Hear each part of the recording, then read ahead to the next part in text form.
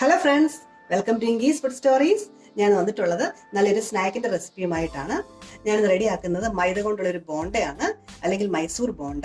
അതിനുവേണ്ടി ഇൻഗ്രീഡിയൻസ് എന്തൊക്കെയാണെന്ന് നമുക്ക് നോക്കാം. അതിനുവേണ്ടി ഞാൻ എടുത്തിട്ടുള്ളത് 2 കപ്പ് മൈദയാണ്. പിന്നെ എടുത്തിട്ടുള്ളത് 1 കപ്പ് പുളിയില്ലാത്ത തൈര്. പിന്നെ എടുത്തിട്ടുള്ളത് 2 ടേബിൾ സ്പൂൺ അരിപ്പൊടി, 1/2 ടീസ്പൂൺ സോഡാപ്പൊടി, 1/2 ടീസ്പൂൺ പഞ്ചസാര. പിന്നെ വേണ്ടത് 2 ചെറിയ സവാളയുള്ളി, പിന്നെ 1 കഷ്ണം ഇഞ്ചി, പിന്നെ 2 പച്ചമുളക്, പിന്നെ എടുത്തിട്ടുള്ളത് 2 തണ്ട് കറിവേപ്പിലയാണ്. ഇത്ര ഇൻഗ്രീഡിയൻസ് കൊണ്ട് നമുക്ക് വളരെ പെട്ടെന്ന് ഈ സ്നാക്ക് റെഡിയാക്കി എടുക്കാം. നമുക്ക് ആദ്യം ഈ സവാളയും ഇഞ്ചിയും പച്ചമുളകും ഒക്കെ ഒന്ന് നന്നായിട്ട് നമുക്ക് ചെറുതായിട്ടൊന്ന് അരിഞ്ഞെടുക്കാം. അങ്ങനെ നമ്മൾ സവാളയും പച്ചമുളകും കറിവേപ്പിലയും ഇഞ്ചിയും നമ്മൾ ചെറുതായിട്ട് കൊത്തി അരിഞ്ഞെടുത്തിട്ടുണ്ട്.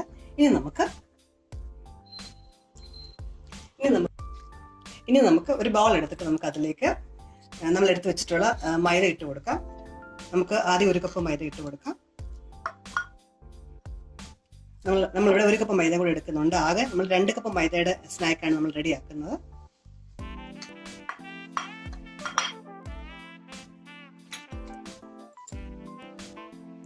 നമ്മൾ 2 കപ്പ് മൈദയിലേക്ക് നമ്മൾ 1 കപ്പ് നമ്മൾ പുളിയില്ലാത്ത തൈരാണ് ചേർക്കുന്നത്. ഒട്ടും പുളിയില്ലാത്ത തൈര് വേണം നമ്മൾ ഇതിന് വേണ്ടി ഉപയോഗിക്കാനായിട്ട്. ഇനി നമ്മൾ ഇതിലേക്ക് ആദ്യം നമ്മൾ ഇട്ടത് 2 കപ്പ് മൈദയാണ്. പിന്നെ നമ്മൾ 1 കപ്പ് പുളിയില്ലാത്ത തൈര് ചേർത്തു. ഇനി നമ്മൾ ഇതിലേക്ക് ചേർക്കുന്നത് 2 ടേബിൾ സ്പൂൺ അരിപ്പൊടിയാണ്. നമ്മുടെ സ്നാക്കിന് നല്ല ക്രിസ്പി ആവാൻ വേണ്ടിയിട്ടാണ് നമ്മൾ ഈ ഇത് ചേർക്കുന്നത്. ഇനി നമ്മളിതിലേക്ക് നമ്മൾ ചേർക്കുന്നത് 1/2 ടീസ്പൂൺ സോഡാ പൊടിയാണ്. 1/2 തൊട്ട് 1 ടീസ്പൂൺ വരെ ചേർക്കാം. ഞാനിവിടെ ചേർക്കുന്നത് 1/2 ടീസ്പൂൺ സോഡാ പൗഡറാണ്. പിന്നെ നമ്മൾ ഇതിലേക്ക് ചേർക്കുന്നത് 1/2 ടീസ്പൂൺ പഞ്ചസാരയാണ്. ഓപ്ഷണൽ ആണ്, ഇഷ്ടമുണ്ടെങ്കിൽ മാത്രം ചേർത്താൽ മതി. ഇനി നമ്മൾ ഇതിലേക്ക് ചേർക്കുന്നത് നമ്മൾ അരിഞ്ഞു വെച്ചിട്ടുള്ള സവാള ഉള്ളിയാണ്.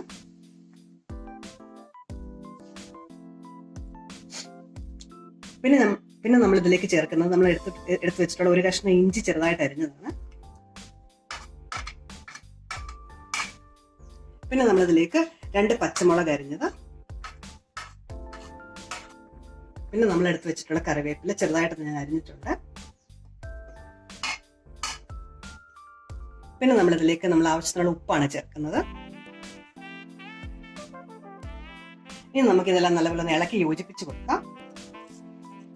നമ്മൾ ചേർത്തിട്ടുള്ള മൈദ, അതുപോലെ തൈര്, സോഡാപ്പൊടി, ഇഞ്ചി, പച്ചമുളക്, കറിവേപ്പില, സവാള എല്ലാം നല്ലപോലെ ഇളക്കി യോജിപ്പിച്ച് കൊടുക്കണം.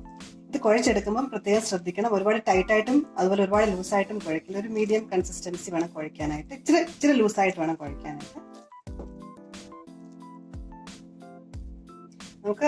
നമ്മൾ ഇതുപോലെ കുഴച്ചെടുത്തിട്ടുണ്ട്. ഇത് ഒത്തിരി ലൂസ് ആയിട്ടില്ല. നമുക്ക് അല്പം വെള്ളം കൂടി ചേർത്ത് ഒന്നുകൂടെ നമുക്ക് ലൂസാക്കി എടുക്കാം. നമ്മൾ തൈരെടുത്ത് കപ്പിൽ അല്പം വെള്ളം കൂടെ ചേർത്ത് നമുക്ക് ഒന്നുകൂടെ ലൂസാക്കി എടുക്കാം. നമ്മൾ നല്ലപോലെ എല്ലാം യോജിപ്പിച്ചെടുത്തിട്ടുണ്ട്. ഈ ഒരു പരുവത്തിൽ വേണം മാവ് നമ്മൾ ഇളക്കി യോജിപ്പിച്ചെടുക്കാനായിട്ട്. ഒരുപാട് ലൂസ് ആക്കിയിട്ടില്ല, ഇത്രയും ലൂസ് ആക്കിയിട്ട് നമ്മൾ എടുത്താൽ മതി. ഇനി നമുക്ക് ഈ മാവ് നമുക്ക് റെസ്റ്റ് ചെയ്യാനായിട്ട് വെക്കണം. ഏകദേശം ഒരു മണിക്കൂറോളം നമുക്ക് ഈ മാവ് റെസ്റ്റ് ചെയ്യാനായിട്ട് വെക്കാം. അതുവരെ നമുക്കൊന്ന് വെയിറ്റ് ചെയ്യാം. നമുക്ക് ഈ മാവ് അടച്ച് സൂക്ഷിച്ചു വെക്കാം. അത് 1 മണിക്കൂറിന് ശേഷം നമുക്ക് ഇതിന്റെ ബാക്കി ചെയ്തു തുടങ്ങാം. നമ്മൾ ബോണ്ടയ്ക്കുള്ള മാവ് കുഴച്ച് വെച്ചിട്ട് 1 മണിക്കൂർ കൂടുതലായിട്ടുണ്ട്. നമുക്കൊന്ന് നോക്കാം. മാവ് നന്നായിട്ട് പൊങ്ങി വന്നിട്ടുണ്ട്. നമുക്കിത് റെഡിയാക്കി തുടങ്ങാം. നമ്മൾ ചീനിച്ചട്ടിയിൽ എണ്ണ ചൂടാക്കാൻ വെച്ചിട്ടുണ്ട്. ഇവിടെ എണ്ണ നല്ലപോലെ ചൂടായിട്ടുണ്ട്. നമുക്ക് ഈ ബോണ്ടയുടെ മാവ് നമുക്ക് കുറേശ്ശായിട്ട് നമുക്ക് എണ്ണയിലേക്ക് ഇട്ട് കൊടുക്കാം. നമ്മൾ കൈ കൊണ്ട് തന്നെ വെറുതെ ഇങ്ങനെ എടുത്ത്, പ്രത്യേക ഷേപ്പ് ഒന്നുമില്ല, നമ്മൾ ചുമ്മാ ഇങ്ങനെ ഇട്ട് കൊടുക്കുകയാണ്. കുറേശ്ശെ മാവ് നമ്മളിങ്ങനെ എണ്ണയിലേക്ക് ഇട്ട് കൊടുക്കുകയാണ്. ഇതുപോലെ എണ്ണ നല്ലപോലെ ചൂടായതിനു ശേഷം തീ കുറച്ചിട്ട് വേണം നമ്മൾ ഇതിൽ ഇട്ട് കൊടുക്കാനായിട്ട്.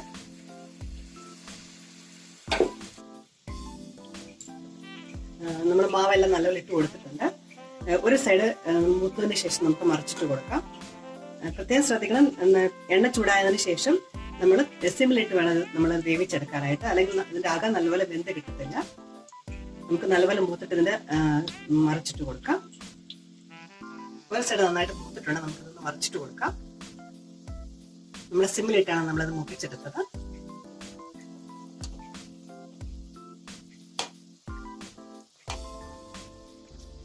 നമ്മളെല്ലാം നല്ലപോലെ നമ്മൾ മറച്ചിട്ട് കൊടുത്തിട്ടുണ്ട്. നമ്മൾ 2 സൈഡ് നല്ലപോലെ മുരിഞ്ഞതിന് ശേഷം നമുക്ക് കോരിയെടുക്കാം.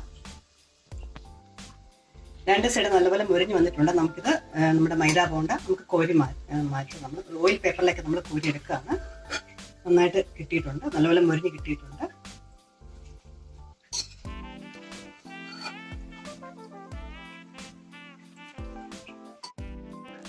നമ്മുടെ ബോണ്ട പതുക്കെ പതുക്കെ നമ്മൾ കൈകൊണ്ട് നുള്ളി കുറേശ്ശെ നമ്മൾ ഇട്ട് കൊടുക്കുകയാണ്. തീ കുറച്ച് വെച്ചിട്ടാണ് നമ്മൾ ഇട്ട് കൊടുക്കുന്നത്.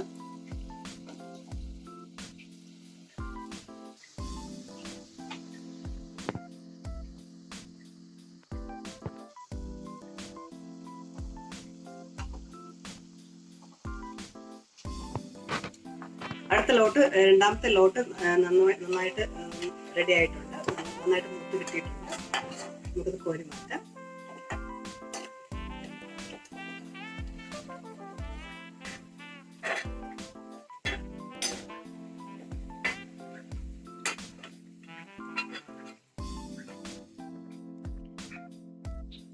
അടുത്ത ലോട്ട് നമ്മൾ കോരി എടുത്തിട്ടുണ്ട്. നന്നായിട്ട് മൊരിഞ്ഞ് കിട്ടിയിട്ടുണ്ട്.